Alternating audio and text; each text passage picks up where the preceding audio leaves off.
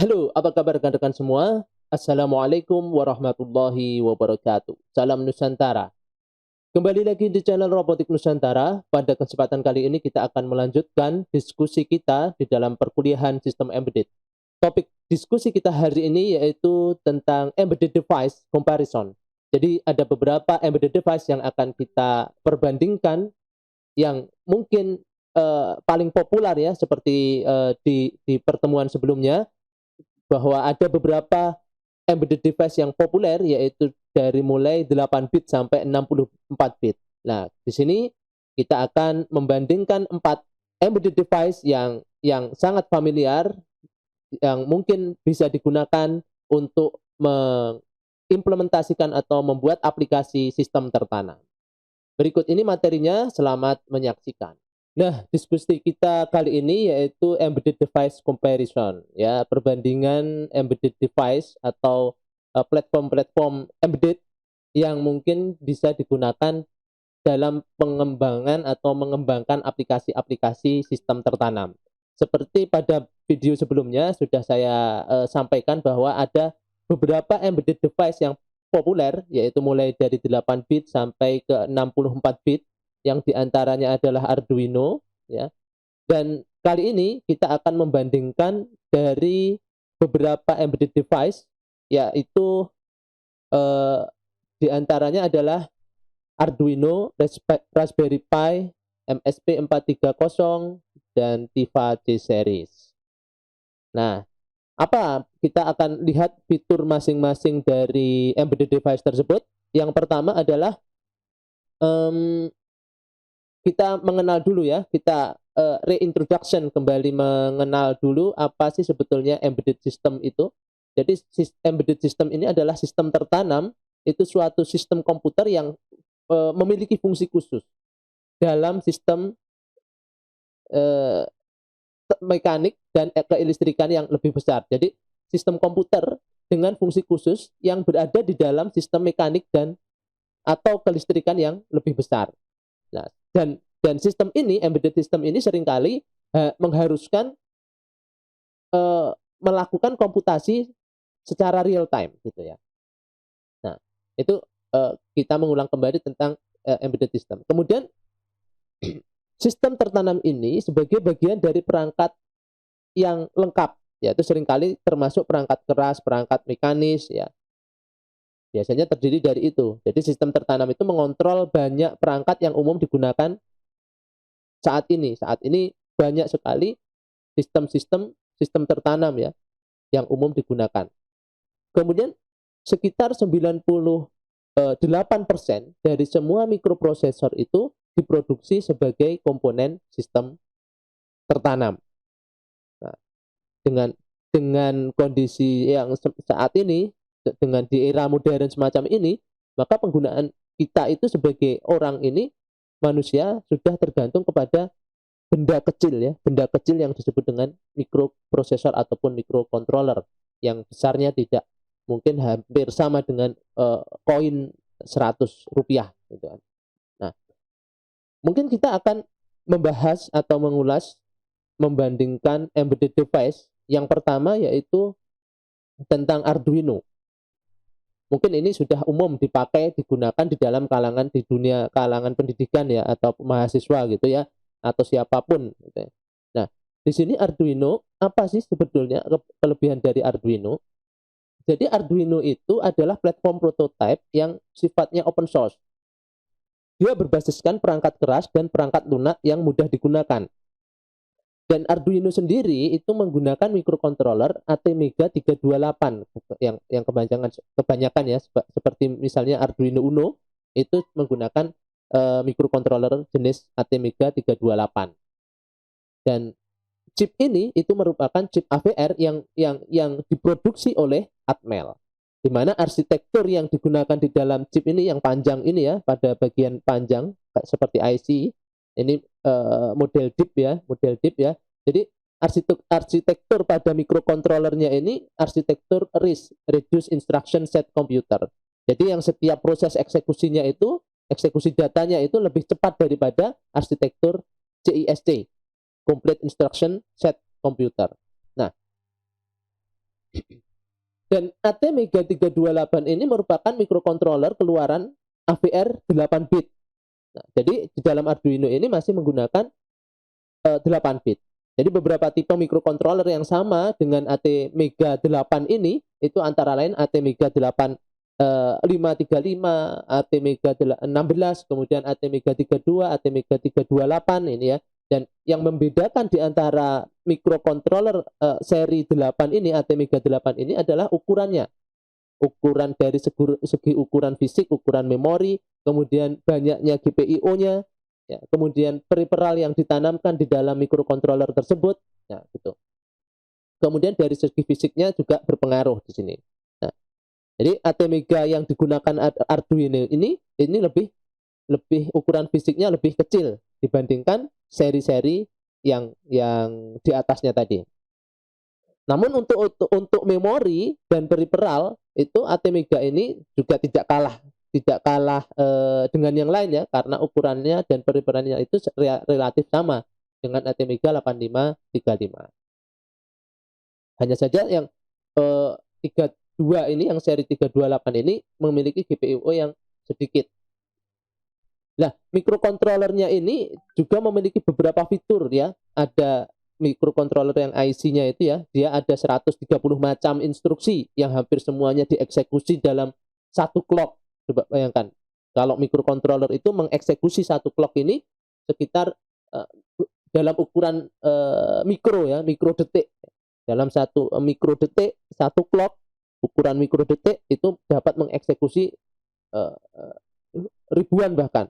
Makanya di dalam prosesnya ini, proses mikrokontroler ini biasanya diukur berdasarkan MIP ya.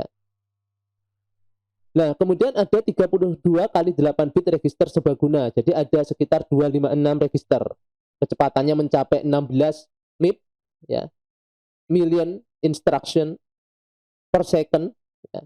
Jadi ada 16 juta instruksi per detiknya dengan clock 16 MHz ya untuk Arduino ini. Kemudian 32 kilobyte flash memory dan lain sebagainya. Jadi banyak sekali di sana. Dan mikrokontroler ini itu mikrokontroler yang digunakan di dalam Arduino 328 ini memiliki arsitektur Harvard. Jadi yang memisahkan jalur memori untuk kode program dan memori untuk data, sehingga dapat memaksimalkan kerja dan paralelismenya. Nah, di papan Arduino ini terdiri dari papan sirkuit ya. Arduino ini terdiri dari papan sirkuit yang dapat diprogram dan perangkat lunak siap pakai. Jadi ada bawaan perangkat lunaknya yaitu disebut dengan Arduino IDE atau lingkungan pengembang terpadu IDE itu ya. Integrated Development Environment ya, yang digunakan untuk menulis dan mengunggah kode komputer ke papan fisik. Nah, ini Arduino. Nah, fitur utama yang dimiliki Arduino itu apa? Pertama, dia papan Arduino itu dapat membaca sinyal input analog atau sinyal digital sensor yang berbeda dan mengubahnya menjadi keluaran seperti mengaktifkan motor ya, mengaktifkan motor dan lain sebagainya, menyalakan atau mematikan LED gitu ya, menghubungkan ke cloud dan banyak tindakan lainnya. Nah, kita dapat mengontrol fungsi Arduino ini, papan Arduino ini dengan mengirimkan serangkaian instruksi ke mikrokontrolernya. Ya, pada papan yang sudah disediakan itu melalui Arduino IDE yang disebut sebagai cara mengunggah bawaan dari Arduino ini, mengunggah programnya. Nah, jadi Arduino ini fitur utama yang lain tidak seperti kebanyakan papan sirkuit lainnya yang dapat diprogram sebelumnya ya. Jadi Arduino itu tidak membutuhkan perangkat keras tambahan untuk memuat kode yang baru ke papan boardnya. Jadi biasanya kan ada papan tambahan, misalnya downloader istilahnya ya, untuk mendownload mikrokontroler yang akan digunakan. Tetapi di dalam Arduino ini sudah tersedia downloadernya di dalam satu papan tersebut, papan sirkuitnya. Nah, kemudian selain itu Arduino IDE ini menggunakan versi bahasa C++ yang disederhanakan. Jadi membuatnya lebih mudah untuk belajar program. Kemudian terakhir, Arduino ini memberikan faktor bentuk standar yang memutus fungsi pengontrol mikro menjadi paket yang lebih mudah untuk diakses. Nah, ini fitur utama yang dimiliki oleh papan Arduino. Tipe-tipe board yang ada di Arduino, ya, berbagai jenis papan Arduino itu tersedia tergantung pada microcontroller yang digunakan. Jadi seperti gambar tadi, bahwa microcontroller yang digunakan di dalam Arduino Uno saja itu macam-macam bentuknya, ya. Ada yang bentuk DIP seperti yang tadi, ya, ada yang IC-nya itu kotak yang trapeze gitu, ya, yang ditempelkan dengan solder blower gitu, ya. Ditempelkan dengan cara khusus.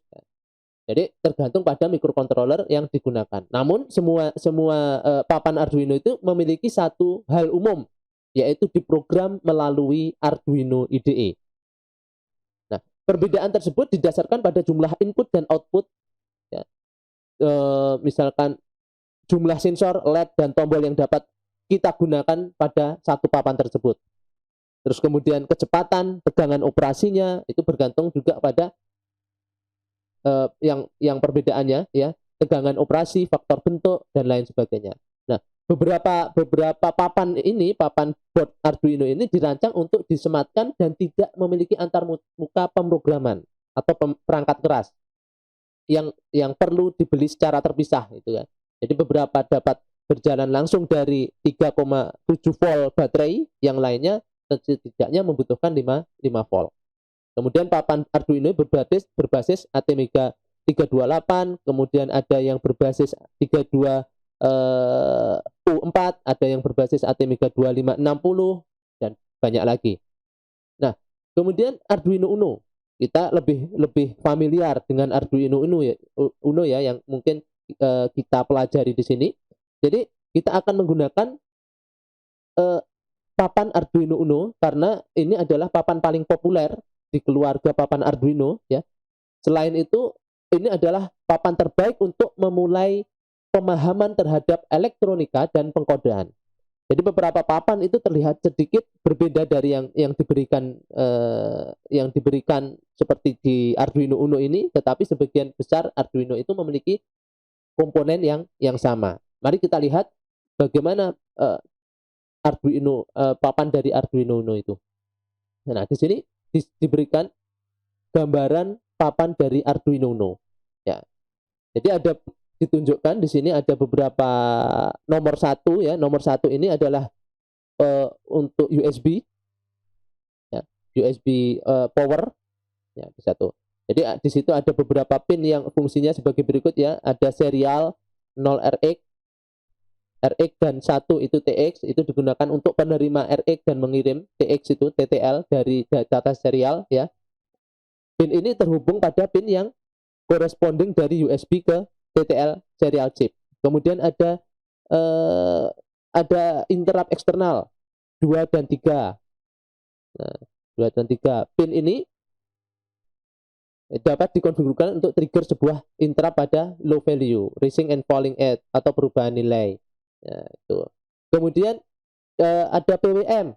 PWM itu di 3 pada pin 3, mana lagi? Pin 3, 5, 6, 9, 10, dan 11. Ya, jadi mendukung 8 bit output PWM dengan fungsi, kita lihat data itu, ya, pada slotnya, ya. Pin slot ini. Jadi mendukung 8 bit output PWM dengan fungsi analog write. Lalu ada SPI pada pin 10. SPI pada pin 10 sebagai SS, kemudian 11 itu MOSI, 12 MISO, dan 13 SCK. Nah, pin ini, SPI ini mensupport komunikasi SPI yang mana masih mendukung hardware yang tidak termasuk pada bahasa Arduino. Kemudian ada LED. Ya, di situ disediakan LED. Ya, LED pada pin nomor 13, ya. Ini adalah dibuat untuk koneksi LED ke digital pin 13.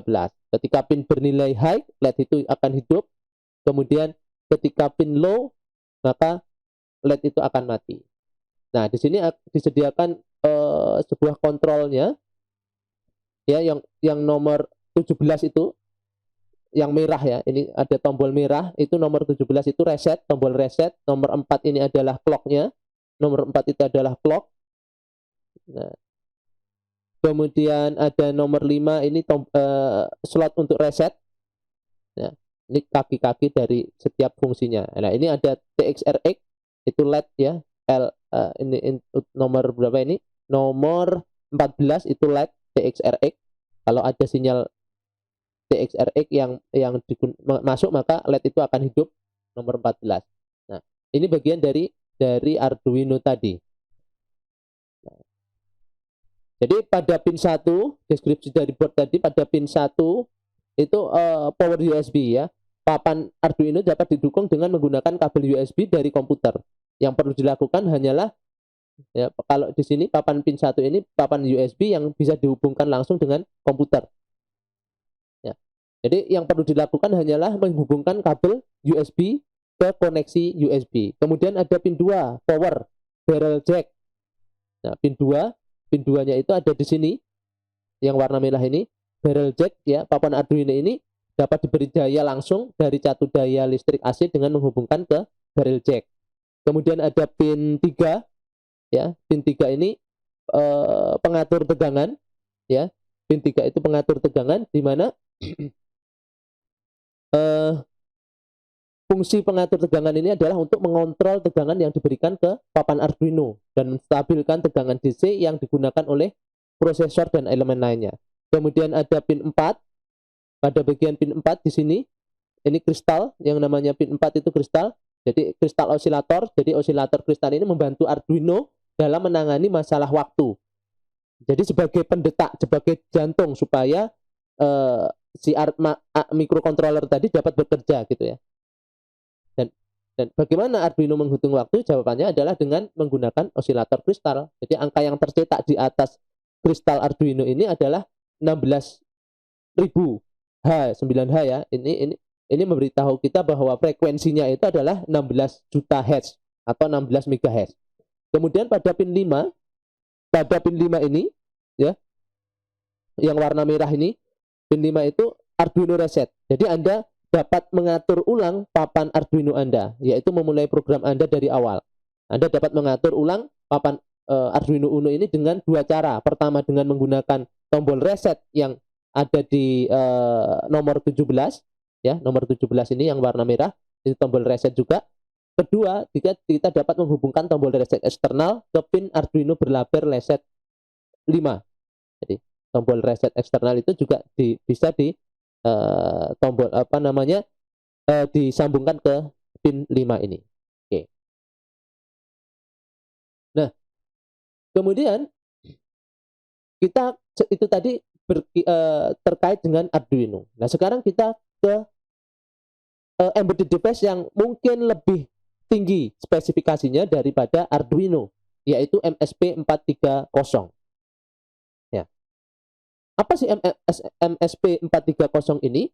Jadi seperti halnya Arduino, bahwa board ini dikeluarkan oleh TI, Texas Instrument, di mana kemampuannya ini 16 bit, memiliki 16 bit ruang alamat. Kalau Arduino tadi hanya 8 bit gitu ya. Dan arsitekturnya ini asli dari Texas Instrument, mirip dengan RISC, arsitektur RISC.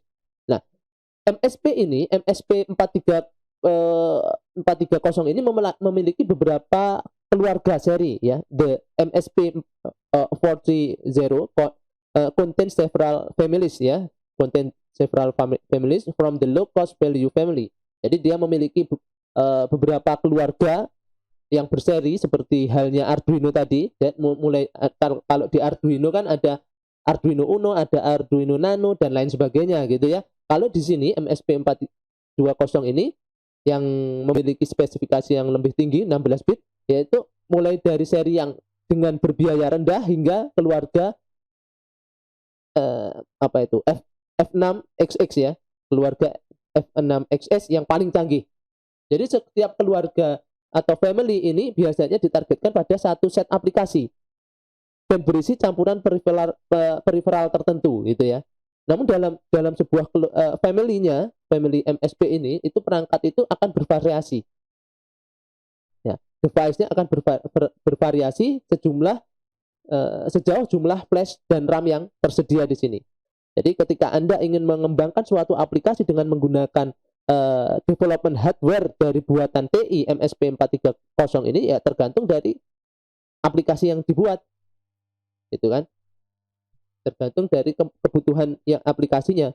Nah, it is not unusual to develop. Nah, di sini berarti bukan hal yang aneh untuk mengembangkan menggunakan perangkat yang relatif besar dalam sebuah family dari MSP430 ini. Jadi hanya bermigrasi ke bawah untuk mengurangi biaya supaya tidak lebih mahal. Nah, karena itu pada kajian kali ini akan membahas beberapa platform ya dari seri MSP430. Tetapi akan mencoba membahas nanti akan kita coba membahas beberapa platform launchpad yang mudah untuk dipahami. Dan MSP430 ini launchpad-nya itu adalah platform MSP Launchpad ya. MSP430 itu launchpad ini adalah platform MSP430 yang paling mudah diakses, dan meskipun perangkat yang didukung itu tidak memiliki semua peripheral dari beberapa mode MSP430 tingkat lanjut, ia mencakup begitu banyak peripheral sehingga menjadikannya platform yang ideal untuk dapat digunakan pembelajaran ya gitu. Nah, di sini masih di MSP Development Hardware, bahwa di dalam MSP 340 Launchpad itu adalah cara mudah untuk memulai dengan microcontroller MSP30. Nah, untuk waktu yang lama papan MSP ini dijual dengan biaya sekitar $4, $4,3. Ya, meskipun sekarang ini sudah tidak ada lagi ya yang $43 itu, sekarang mungkin sudah tersedia sekitar $9,9. Namun biaya tersebut akan membuat sulit untuk mendapatkan, karena semakin mahalnya biaya itu, maka bot ini semacam ini akan sulit ya untuk didapatkan. Nah, papan ini pada papan development MSP430 ini berisi soket DIP. Nah, kita lihat pada IC-nya, chipnya itu bentuknya DIP yang mampu menerima sebagian besar varian dari keluarga MSP430 GEX. Nah, perangkat yang paling umum digunakan ini adalah yang digunakan ini microcontrollernya ya, yang digunakan itu adalah MSP430 G2553 yang merupakan bagian yang melakukan running up hingga 16 MHz dengan kemampuan flash programnya itu 16 KB dan memiliki RAM 612 ya di situ. Dengan koneksi USB di papan MSP ini itu memungkinkan kedua pemrograman dengan dapat digunakan, yaitu untuk pemrograman dengan berbasis JTAG atau pemrograman dengan komunikasi WAP ya. Nah, untuk transfer datanya. Jadi papan ini dapat ditambahkan dengan paket penguat yang dirancang oleh TI sendiri dan pihak ketiga yang memungkinkan komunikasi nirkabel, wifi, kemudian ada baterai, layar dan elemennya. Ya, samalah dengan Arduino, tetapi ini kemampuan bitnya itu agak lebih tinggi. Nah, fitur yang dimiliki oleh MSP ini yang pertama adalah low power consumption. Jadi sekitar 0,1 mikroampere untuk penyimpanan data di RAM. Ya, penyimpanan data RAM itu membutuhkan konsumsi dayanya sekitar 0,1 mikroampere, kemudian 0,8 mikroampere untuk operasi real time clock, mode operasi real time clock, kemudian ada 250 mikroampere per MIP ya. Jadi setiap 250 mikroampere per million instruction per second itu pada operasi aktif, saat operasi aktif. Jadi cukup low consumption. Kemudian ada low operation voltage. Nah, dia beroperasi pada tegangan 1,8 volt sampai 3,6 volt. Kurang dari 1 mikrosecond clock startup-nya dan kurang dari 50 nanoampere leakage-nya. Nah, kemudian di situ ada zero power brown. Ya, zero power brown out reset. board ini sebagai reset. Kemudian ada on chip analog device, jadi di dalam board ini, di dalam microcontrollernya ini juga sudah dilengkapi dengan 10, 12 sampai 16 bit analog, bahkan analog to digital converter ya, ADC sudah dilengkapi sampai 16 ADC. Kemudian ada 12 bit dual digital to analog converter, ada DAC-nya, komparator, gauge, timer, operation amplifier atau op-amp-nya sudah dilengkapi di dalam chipnya itu. Kemudian ada supply voltage supervisor atau SPS, di mana SPS ini adalah atau sebuah rangkaian pengawas tegangan ya, tegangan supply ya. Jadi digunakan untuk memantau tegangan supply ke sistem pengontrol mikro. Sistem pengontrol mikro tertanam dan lainnya untuk kondisi tegangan rendah. Jadi jika kondisinya itu under voltage atau tegangan rendahnya terdeteksi, maka SPS ini akan mereset kontrolernya, gitu, sistem kerja dari SPS. Nah, ini fitur-fitur yang disediakan oleh MSP 430. Nah, kemudian yang kedua ada fitur lagi. Nah, di sini ada 16 bit RISC CPU. Meskipun dia arsitekturnya dari TI, ternyata dia masih menggunakan RISC ya. Ada 16 bit RISC CPU, yaitu di situ proses instruksinya pada bit itu bisa dilakukan dengan model bit, byte ataupun word. Kemudian compact core design reduce power consumption and cost. Jadi desain inti yang ringkas itu akan mengurangi konsumsi daya dan biaya. Desain konsumsinya ini, desain yang ringkas, desain inti.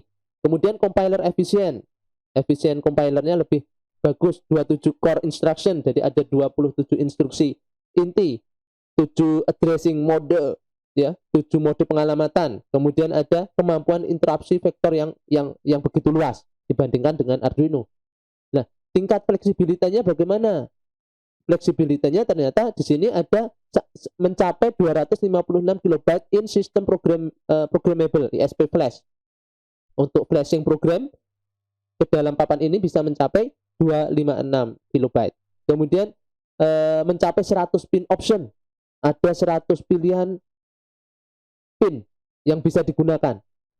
Nah, lebih banyak pinnya. Kemudian ada USART, simple tapi pinnya lebih banyak. Kemudian ada di sana dilengkapi komunikasi USART, ada I2C timer gitu ya. Kemudian ada LCD driver, embedded emulation, dilengkapi juga embedded emulation ya di sini.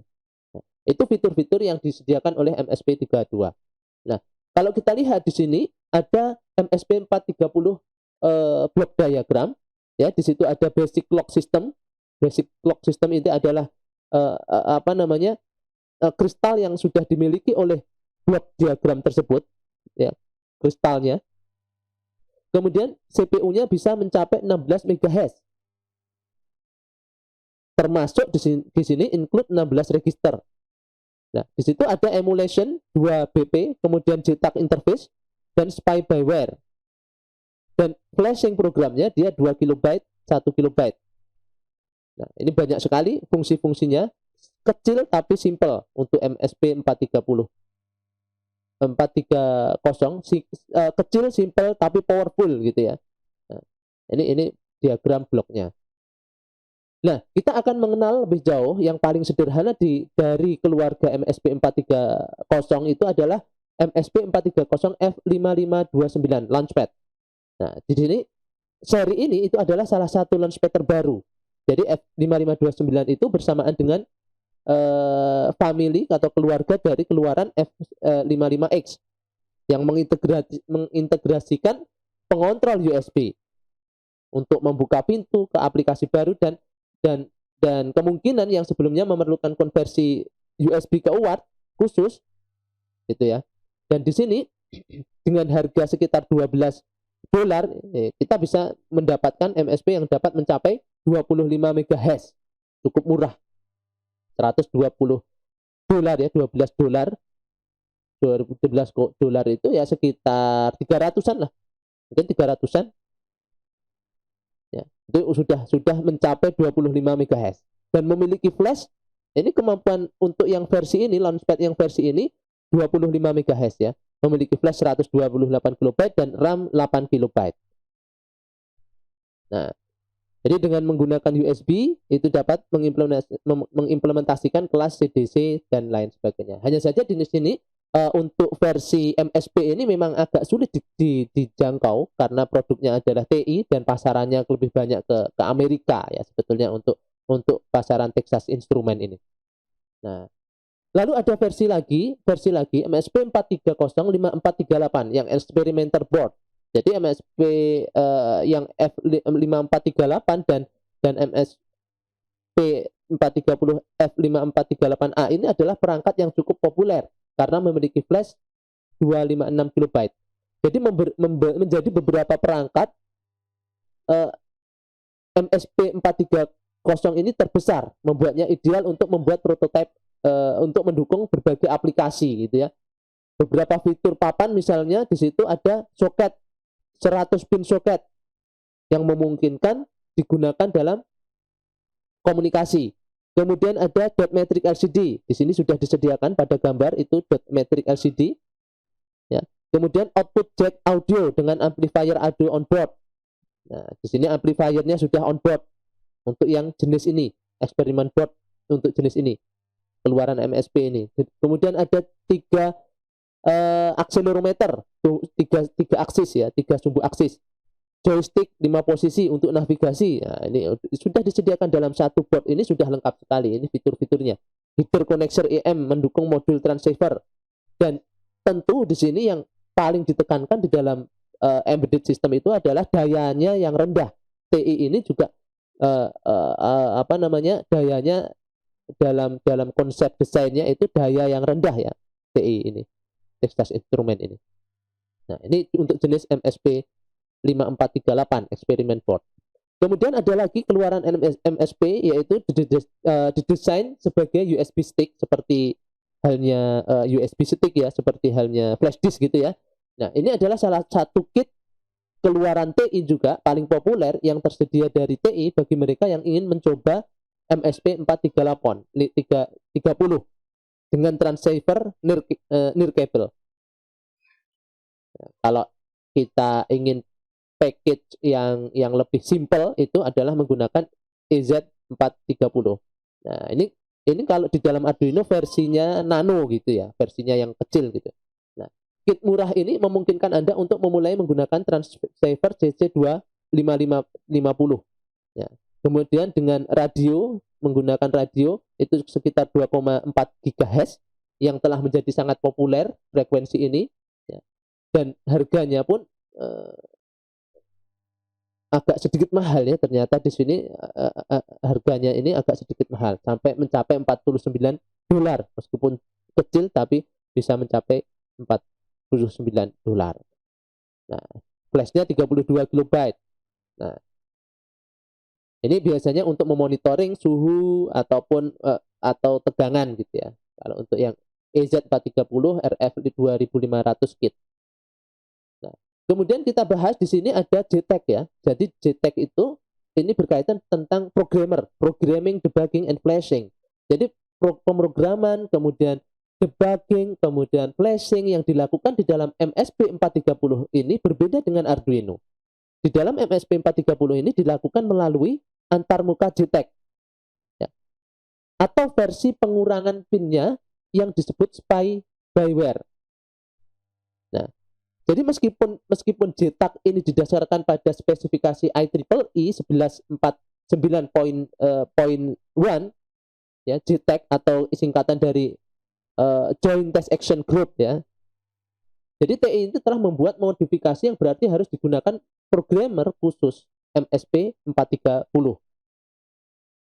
Nah, umumnya USB FAT itu mungkin adalah program yang paling umum gitu ya.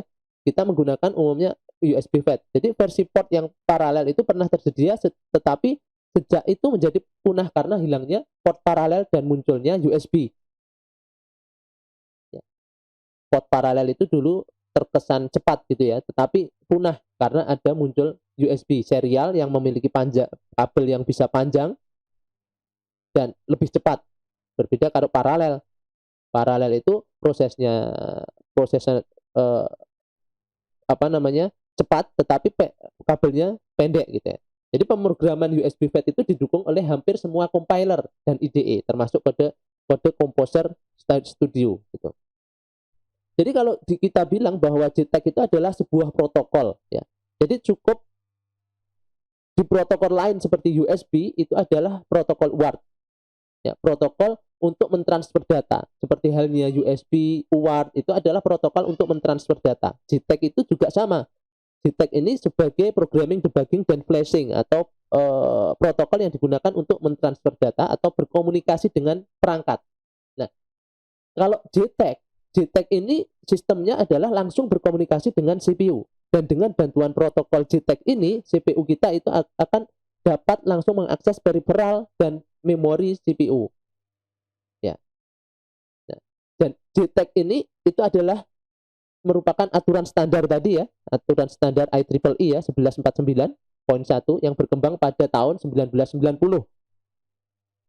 Jadi tujuan dikembangkannya JTAG ini, protokol JTAG ini dengan tujuan untuk menyelesaikan masalah-masalah pada perakitan sirkuit elektronik sebuah PCB.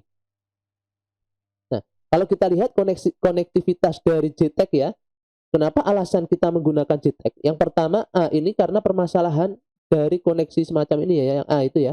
Jadi pada umumnya sebuah PCB yang rumit dan kompleks itu terdiri dari beberapa IC, banyaknya IC. Misalnya IC gerbang logika. Nah, IC untuk microcontroller dan gerbang logika dan seterusnya gitu ya. Nah, sedangkan di dalam tiap-tiap IC itu kan memiliki karakteristik kaki atau pin yang berbeda-beda. Nah, lalu sekarang timbul masalah yakni bagaimana untuk mengatur koneksi atau hubungan antara satu IC dengan IC yang lain dalam sebuah PCB, atau bagaimana mengatur koneksi antara sebuah PCB dengan PCB lain. Nah, untuk mengatasinya yaitu dengan menggunakan protokol yang sudah dikembangkan, yaitu protokol atau aturan JTAG ini.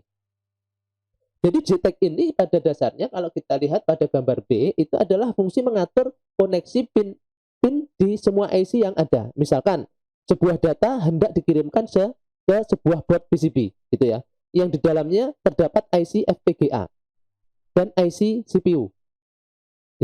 Data dari PC ya, ini dikirimkan ke FPGA, kita lihat gambar B, dan IC CPU gitu ya. Jadi JTAG itu akan memastikan koneksi atau jalur yang menghubungkan antara PC, CPU, dan FPGA itu telah tersambung dengan baik agar data tersebut sampai pada tujuan yang diinginkan. Nah, untuk menjalankan fungsinya, JTAG ini terbagi atas 4 sinyal. Yang pertama itu adalah sinyal test data input atau TDI, ya kita bisa lihat di situ pada bagian gambar B. Ada TDO, test data output, ada TMS, test mode select, dan ada TCK, yaitu test clock. Nah, pada gambar di situ bahwa terlihat bahwa jalur sinyal TMS ya, test mode select dan TCK itu terhubung secara paralel. Ya. Terhubung secara paralel serta termasuk jenis sinyal input. Kita lihat panahnya. Nah, sedangkan sinyal TDI itu merupakan input bagi CPU, kemudian outputnya menjadi TDO dan masuk sebagai input ke PCI IC FPGA. Jadi untuk setiap JTAG itu memiliki 4 pin, ya, 3 input dan 1 output. Nah, hingga saat ini JTAG itu proses pengujian IC atau IC boundary test, disebut kalau pengujian IC itu biasa disebut dengan IC boundary test ya, dilakukan dengan menggunakan JTAG. Nah, pertanyaannya lalu apakah JTAG itu hanya berfungsi untuk proses pengujian IC? Tentu saja tidak. Jadi salah satu fungsi yang lain dari JTAG itu untuk proses konfigurasi pada FPGA. Kalau Anda menggunakan board FPGA, itu fungsinya adalah menggunakan JTAG. Sama dengan MSP ini juga menggunakan JTAG. Ya, jadi pengguna FPGA misalnya, ya itu akan mampu mengirimkan data berupa program yang telah dibuatnya ke dalam FPGA dengan bantuan JTAG ini. Sama dengan komunikasi atau JTAG program yang diterapkan di dalam MSP 30 tadi. Nah, ini gambaran singkat dari konektivitas dari JTAG dan JTAG programming. Nah, itu tadi MSP 430. Nah, sekarang kita membandingkan apa isi dari board yang lain, yaitu Raspberry Pi. Kemarin sudah ada yang board embedded device yang populer ya, salah satunya yang memiliki 64 bit, yaitu Raspberry Pi yang versi 4 untuk saat ini ya. Kita akan bahas sedikit tentang Raspberry Pi. Nah, Raspberry Pi itu apa perbedaannya? Nanti akan tahu perbedaan dari masing-masing. Tadi sudah dikenalkan Arduino, kemudian MSP 430. Nah, sekarang yang lebih tinggi lagi bitnya. Di dalam Raspberry Pi ini sebetulnya sudah mampu untuk mengolah OS, sudah mempunyai OS gitu ya. Jadi ini adalah komputer sebetulnya, komputer papan tunggal atau single board computer yang terinspirasi oleh BBC Micro tahun 1981. Dan tujuan dari dibuatnya Raspberry ini adalah sebetulnya untuk kalangan pelajar ya, karena di Inggris sana kalau tidak salah itu pelajar-pelajar itu menurunnya tingkat pembelajaran dalam pemrograman ya, yang sudah semakin menurun gitu ya. Nah, jadi dikembangkan di UK, Inggris oleh Raspberry Pi Foundation dan diluncurkan secara komersial pada tahun 2012. Dan ukurannya pun ini Raspberry Pi ini tidak hampir mirip sebesar kartu kredit gitu ya. Dan plug into a TV or monitor, jadi cukup dicolokkan saja ke TV. Jadi umumnya ini murah harganya, sekitar $35 satu board ini. Jadi layaknya komputer tapi mini komputer ya. Nah, hanya kemampuannya yang terbatas gitu. Dan sudah memiliki OS. Nah, kemudian Raspberry Pi Deriv is homemade to early computer companies. Jadi the Raspberry Pi itu diturunkan adalah untuk memberikan, kenapa diberikan nama Raspberry ya? Ini untuk memberi penghormatan kepada perusahaan komputer yang sudah muncul lebih awal ya, yang diberi nama Apple kayak gitu ya, yang diberi nama-nama buah itu ya, Apple, kemudian Tangerine Computer System, ada yang namanya Apricot Computer, Acorn. Yang Acorn ini yang menginspirasi pada pertemuan sebelumnya, yang menginspirasi desain mikro komputer. Kemudian Pi sendiri itu berasal dari ide awal untuk membuat komputer kecil yang hanya menjalankan yang berbasiskan Python, yang berbasiskan pemrograman Python. Nah, unit dari Raspberry Pi ini pertama kali tersedia secara komersial itu diluncurkan pada tanggal 19 Februari 2012. Dan penjualannya dimulai 10 hari kemudian. Cukup fantastis ya. Jadi versi ini dapat menjalankan sistem operasi desktop. Sekecil kartu kredit bisa menjalankan sistem operasi desktop berbasis Linux dan memiliki RAM 256 MB dan satu port USB dan tanpa port Ethernet waktu itu. Dan itu dinamai model A. Dan barulah seterusnya ada model B. Di situ sudah ada model B seperti pada gambar ini, itu sudah dilengkapi 4 port USB ya, dan ada port Ethernetnya. Itu kalau model B. Nah, komponen utama yang ada di dalam Raspberry Pi yang paling penting yaitu Raspberry Pi board ya. Pertama Raspberry board, tentu boardnya ini, board Raspberry Pi-nya. Kemudian prepared operating system SD card. Jadi sistem operasinya itu cukup disematkan pada SD card saja. Kemudian ada keyboardnya, ada display with HDMI, ya sudah HDMI kan, DVI or composite input, kemudian ada power supply. Ya. Nah, ekstra atau komponen yang mungkin bisa ditambahkan ada USB mouse, kemudian power USB hub, internet connectivity, dan kabel, dan ini case ya, atau casing gitu ya, casing. Nah, yang esensial adalah sudah tersemat pada Raspberry-nya. Nah, Nah, bahasa-bahasa pemrograman yang bisa digunakan di dalam Raspberry Pi, jadi Raspberry Pi Foundation itu merekomendasikan bahasa Python pada awalnya. Meskipun bahasa apapun itu bisa digunakan di sini. Asalkan di situ bahasanya ini dapat dikompil dan dapat dijalankan pada prosesor berbasis ARM versi 6. Ya. Jadi secara default Raspberry Pi ini dapat diinstal C, C++, Java, Scratch, Ruby gitu ya.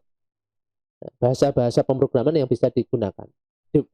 Tapi rekomendasinya adalah bahasa Python. Nah, ini salah satu gambar dari blok ya, atau gambar Raspberry Pi ya. Di situ ada bagian connect display, kemudian yang bagian nomor 1 itu insert SD card, kemudian ada power up, connect display, yang nomor 4 itu ada connect network, ada nomor 3 itu adalah connect input. Nah, mari kita bahas satu persatu apa itu. Nah, ini bagian per bagian ya. Jadi di situ ada 40 GPIO header. Jadi bayangkan sudah ada dalam satu port itu sudah ada 4 GPIO yang bisa digunakan untuk mengontrol, misalkan untuk mengontrol motor, untuk mengontrol LED ya, atau untuk input sensor dan lain sebagainya, seperti layaknya yang digunakan di dalam Arduino. Ya, gitu ya. Kemudian di situ ada 2x2 USB-A port to PC. Ya. 2x2 berarti ada 4. Kemudian ada Ethernet output port. Kemudian ada 3,5 mili audio. CSIS kamera, di sini ada slot kamera. Jadi ada kamera khusus. Nah, kita lihat di sini ya. Di situ ada, bayangkan di situ ada 40 GPIO header. Ya. 40 GPIO header, bayangkan di situ ya. Ada kemudian micro SD, card slot, Broadcom BCM 2835 yang merupakan ini IC-nya ya. IC-nya BCM 2835. Kemudian DSI display connector. Nah, ini ada blok yang bagian merah ini, ada switching regulator for less power consumption. Kemudian ada 5 volt micro USB power, HDMI. Ya, output. Nah, sudah dilengkapi HDMI. Nah, ya. Nah, kita bahas satu persatu. Yang pertama adalah power. Bahwa di dalam power Raspberry Pi ini cukup menggunakan 5 volt micro USB connector. Nah, bayangkan kan, cukup 5 volt sudah bisa menghidupkan Raspberry Pi. Menghidupkan Raspberry Pi yang menggunakan operating system. Nah, gitu. Nah, komputer-komputer sekarang yang wattnya besar-besar ya, tetapi Raspberry Pi dengan kemampuan setara komputer hanya dihidupkan dengan 5 volt micro. Nah, ini koneksi 5 port power. Nah, kemudian ada audio video. Di situ ada port audio video yang bisa dikoneksikan ke 3,5 mili audio standar headphone socket yang warna hitam, kemudian RCA video. Nah, ini yang dikoneksikan ke bisa ke TV old ya. TV kalau monitor kita bukan monitor yang menggunakan HDMI, itu kita bisa menggunakan fitur ini. Jadi ada 2 mode, RCA video atau HDMI audio video untuk koneksi ke monitornya. Kalau RCA tentu di situ kita harus untuk dikoneksikan ke TV zaman dulu gitu. Kemudian connectivity-nya. Nah, connectivity itu ada GPIO general yang 40 header GPIO general tadi, general purpose input output. Jadi pada GPIO ini bisa digunakan untuk mengontrol motor, kemudian untuk menghidupkan LED atau menghidupkan relay gitu ya, untuk input sensor dan lain sebagainya. Dan di situ ada 2 kali USB, 2 port ya, 10/100 MB Ethernet. Ya, cukup lengkap sekali dalam satu board ini. Kemudian secara internal kita lihat juga internal dari boardnya, di situ ada LAN controller. Nah, ini ada IC kecil ini digunakan untuk LAN controllernya, controller dari LAN-nya. Kemudian DSI, display interface. Display interface ini bisa dikoneksikan dengan LCD ya, display LCD yang khusus untuk protokol atau komunikasi DSI. yang memiliki slot sama dengan display interface. Jadi bisa langsung dicolokkan di DSI. Kemudian ada di sini CSI kamera interface, ya. CSI ini di slot untuk kamera bawaan dari Raspberry Pi. Kita bisa beli terpisah untuk mendapatkan kamera bawaan dari yang bisa dikoneksikan ke slot ini, khusus untuk Raspberry Pi. Nah, di sini untuk prosesornya sendiri itu sudah berupa sistem on chip atau SoC, ya, yang disebut dengan Broadcom BCM2835 dengan kecepatan 700 MHz. Nah, coba bayangkan di sini ini bukan microcontroller, ya, tetapi sistem on chip. Di dalam chip ini sudah berupa sistem. Jadi Raspberry Pi ini dia memiliki dua model, ya, yang perlu kita ketahui, model A dan model B. Secara umum Raspberry Pi model B itu memiliki kapasitas penyimpanan RAM sebesar 512 MB. Nah, perbedaan dari model A dan B itu terletak pada modul penyimpanan yang digunakan. Kalau model A itu menggunakan penyimpanan sebesar 256 MB dan penyimpanan model B itu sebesar 512. Selain itu, di model B ini, seperti pada gambar ini adalah contoh dari model B, ya. Di dalam model B ini sudah dilengkapi dengan Ethernet untuk LAN-nya, ya. Yang putih besar kotak ini yang terdapat yang dimana di model A itu tidak memiliki Ethernet. Dan desain Raspberry Pi ini didasarkan pada SoC, sistem on chip-nya, yang menggunakan Broadcom BCM2835 chipnya itu. Di mana pada Broadcom ini SoC-nya ini, sistem on chip-nya ini telah ditanamkan di dalamnya prosesor ARM 11. Prosesor ARM versi 1176 JZF, ya, kalau tidak salah, dengan kecepatan 700 MHz. Tetapi untuk Raspberry yang saat ini, Raspberry versi 4 itu sudah sampai 1 GB kecepatannya. Kemudian sudah dilengkapi juga di sini GPU. Bayangkan kan, dalam satu single chip ini saja sudah dilengkapi GPU, Video Core 4, dan kemudian RAM sebesar 512 tadi. Nah, di dalam satu chip nih. Makanya di dalam Raspberry ini sudah bisa dijalankan operating system. Nah, untuk penyimpanan sekarang, untuk penyimpanan itu cukup menggunakan SD card slot. Support SD card up sampai SD card-nya bisa support sampai 32 GB. Dan penyimpanan data pada Raspberry Pi itu memang tidak didesain untuk menggunakan cakram atau solid state drive SSD gitu, ya. Jadi hanya melainkan kartu penyimpanan tipe SD gitu aja yang menjalankan sistem, dan sebagai media penyimpanan jangka panjang itu menggunakan SD card itu. Dan cukup powerful. Nah, mengenai programnya, OS-nya di sini disediakan awalnya adalah Raspbian. Jadi Raspbian itu adalah sistem operasi komputer yang berbasis Debian. Basisnya adalah Linux Debian untuk Raspberry Pi. Nah, sejak tahun 2015 ini itu telah resmi disediakan oleh Raspberry Pi Foundation sebagai sistem operasi utama untuk keluarga komputer single on chip, ya, single board komputer dari Raspberry Pi sejak tahun 2015. Nah, kemudian pembangunan awal itu pada tahun 2012 dan masih dalam pengembangan aktif sampai saat ini untuk Raspberry Pi ini. Ini sangat dioptimalkan untuk CPU berbasis ARM-nya supaya berkinerja rendah, ya, dan powerful. Dan ini menggunakan yang namanya Pixel Pi Improve X Windows 10 Environment Lightweight. Jadi didesain memang khusus dikembangkan untuk lebih ringan, sebagai lingkungan desktop, bisa digunakan untuk desktop, ya, dan memiliki tingkat powerful yang bagus gitu. Terus dikembangkan. Nah, lalu di sini ada pin out-nya. Pin out yang digunakan di dalam Raspberry Pi ada 40, ya. Pin 1 itu 3 volt, pin 2 jadi silang, ya, pinnya ini 1 kiri, 2 kanan, 3 kiri, 4 kanan, dan seterusnya sampai 40. Jadi bisa dilihat di datasheet kalau kita ingin memprogram dari pin out-nya ini. Misalkan GPIO 17 akan digunakan untuk menghidupkan relay. Nah, kita tinggal menggunakan datasheet-nya, dan kita cukup memprogram di dalam Raspberry Pi-nya sendiri.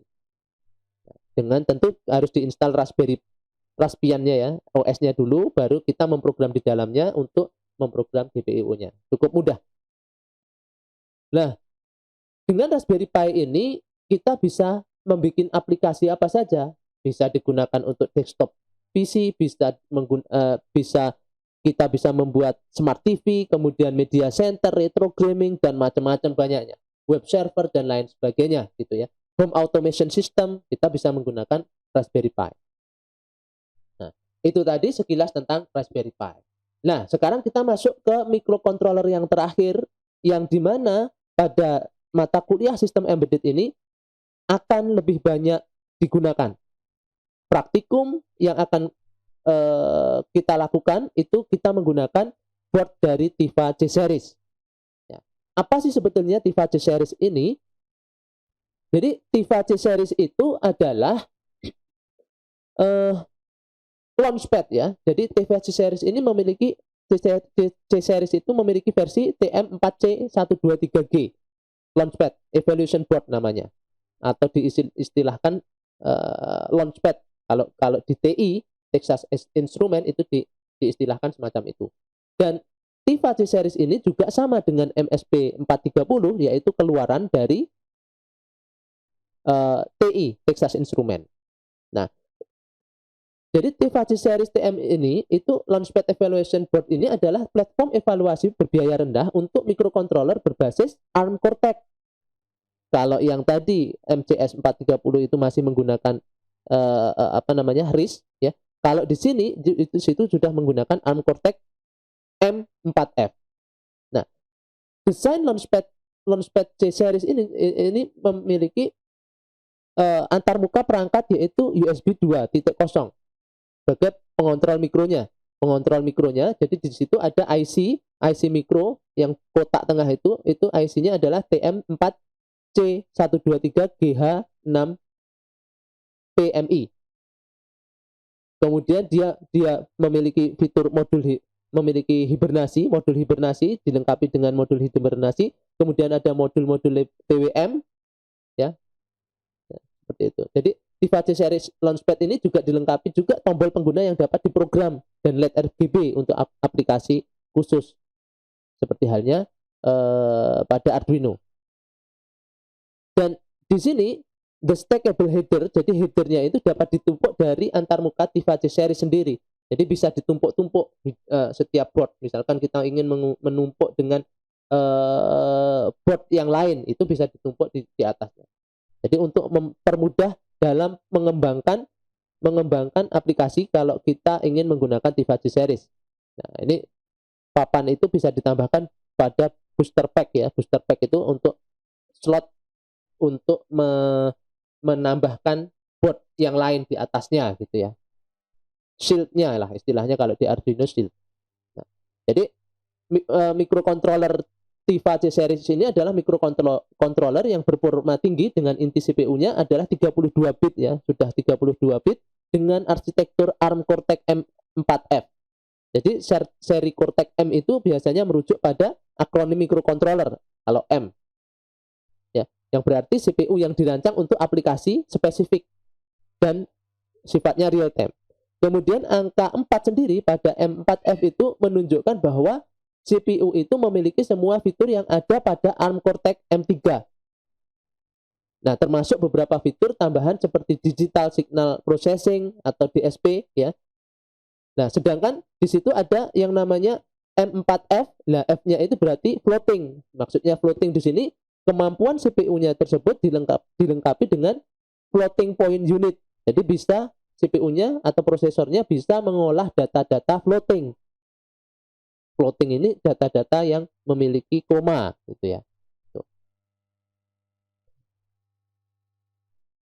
Nah, ini salah satu bagian-bagian dari TIVA C-Series Launchpad tadi ya. Di situ ada USB micro AB connector device, kemudian ada power select switch. Nah, ini ada pilihan power select, USB connector, ICDE. Ya, di sini ada microcontrollernya dua. Yang bagian atas ini adalah microcontroller untuk debug dan programmable untuk downloader programnya. Nah, ini tentu yang bagian tengah ini adalah microcontroller utama.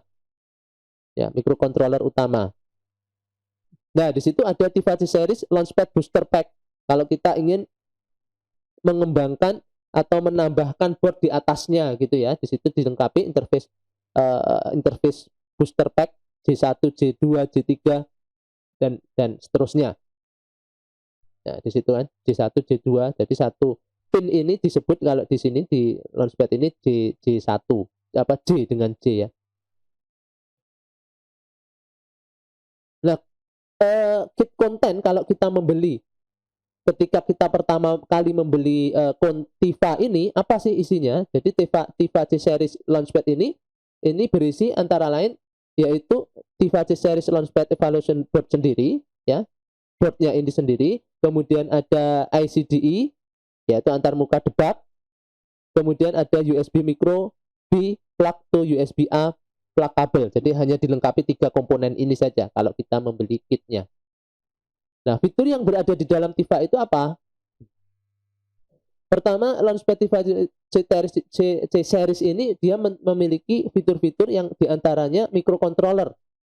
Ya, microcontroller Tiva TM4C123 GH6PMI. Kemudian dilengkapi dengan motion control PWM, kemudian ada konektor, ya, konektor USB micro A dan micro B untuk perangkat USB host dan konektivitas saat berpergian. Kemudian ada RGB user LED, lalu dilengkapi dengan 2 saklar application wake up, ya. Nah, kemudian tersedia I/O, ya, I/O yang tersedia dibawa ke header pada kisi 0,1 inci atau 2,54 mili.